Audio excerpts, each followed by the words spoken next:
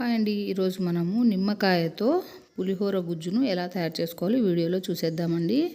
ఇది చేసి పెట్టుకున్నామంటే మనకు 3 months నిల్వ ఉంటుంది. సో ప్రాసెస్ ఎలానో చూసేద్దాం. ముందుగా ఆయిల్ వేసేసుకోవాలి. మనము ఏ క్వాంటిటీ తీసుకుంటున్నామో దానికి సరిపడా ఆయిల్ అనమాట. ఇప్పుడు పచ్చిశనగపప్పును తీసుకొని ఇవి దూరగా ఫ్రై అవ్వాలి. అందులోనే ఉద్దిపప్పును కూడా తీసుకోవాలి. అదే మినపప్పు అంటారండి అది. అలాగే జీలకర్ర ఆవాలను కూడా తీసుకొని యాడ్ చేసుకోవాలి. ఇవన్నీ మంచి గోల్డెన్ కలర్ వచ్చే వరకు వేయించుకోవాలన్నమాట.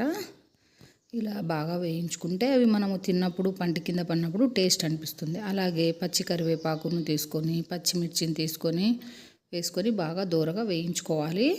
ఇలా బాగా దూరగా వేయించుకున్న తర్వాత ఎండుమిర్చిని కూడా యాడ్ చేసుకొని వాటిని కూడా రోస్ట్ అయ్యేలాగా ఇలా ఫ్రై చేసుకోవాలన్నమాట. అన్నింటినీ ఇలా మొత్తంగా నీట్గా ఫ్రై చేసి పెట్టుకోవాలి. ఇందులోనే కరివేపాకును కూడా యాడ్ చేసుకోవాలి, ఎందుకంటే నిలువ ఉంటుంది కదా, సో అందుకోసం పచ్చివాసన లేకుండా ఉంటుంది. అలాగే ఇంగువను కూడా యాడ్ చేసుకోవాలి.